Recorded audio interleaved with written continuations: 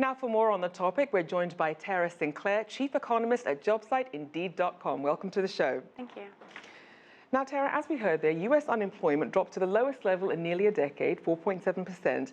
But then the number of jobs added in May really disappointed. What's happening there? Well, really the first thing is that in terms of the unemployment rate dropping, unfortunately this was not for the good reasons we would hope. It's because people left the labor force. So it wasn't that people found jobs.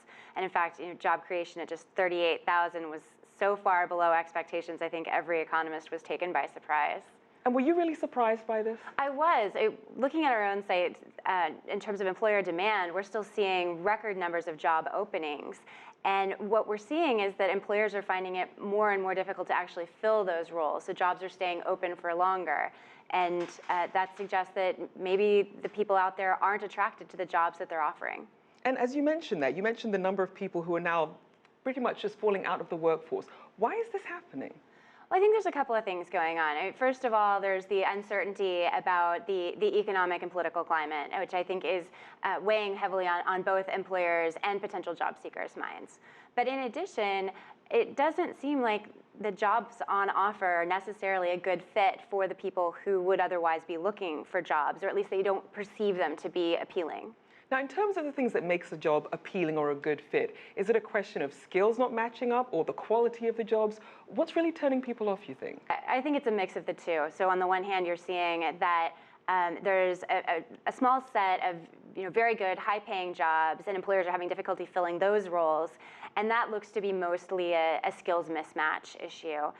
But then on the other end of the spectrum, there seems to be this huge gap between those jobs and the skills needed for those jobs and the college degrees and potentially advanced degrees needed for those jobs, as compared to what we're seeing for a lot of the people that are leaving the labor force, which are middle-aged, prime-age workers who don't have a college degree.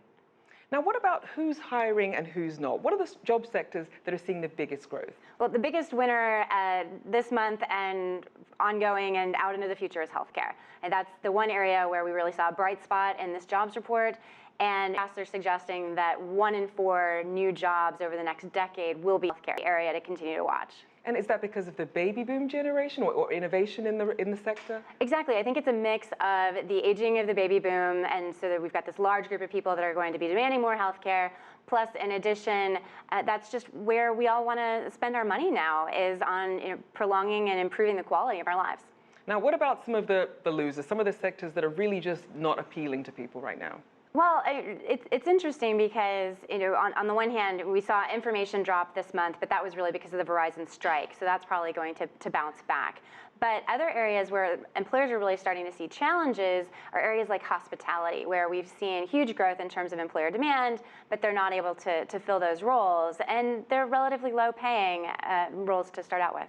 So some people might be confused. You have this 4.7% number, which looks good, and then you have this so-called real unemployment figure. Which should we be paying attention to? I think we pay attention to both. I mean, on the one hand, the reason we track that 4.7% number, the U3, the civilian unemployment rate number, is because that is a measure of people who are actively looking for jobs who aren't finding them, and it's a good measure of the overall health of the economy. But it's not the only measure, and I think it's important. The Fed is always saying they're watching a number of different statistics, and we should do the same. And looking at that broader measure gives us a sense of people that are still struggling in the economy, and I think that's important to keep in mind. And as you mentioned, the Fed and their overall viewpoint, some people were thinking maybe a rate hike might come. What does this latest data do for them? Well, the Fed says they're data-driven, and it's important to remember that one number does not a trend make. But at the same time, looking at the longer-term pattern here, I think the Fed's going to take a pause and wait to see more information before raising rates. So you think people shouldn't perhaps read too much into this monthly figure and should perhaps take a longer view? Exactly. But even over the longer view, this one number was a big enough surprise that it brought the overall 3-month trend down quite a bit.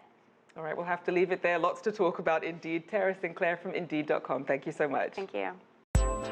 If you like what you just saw, follow us on social media and visit our website, cctv-america.com.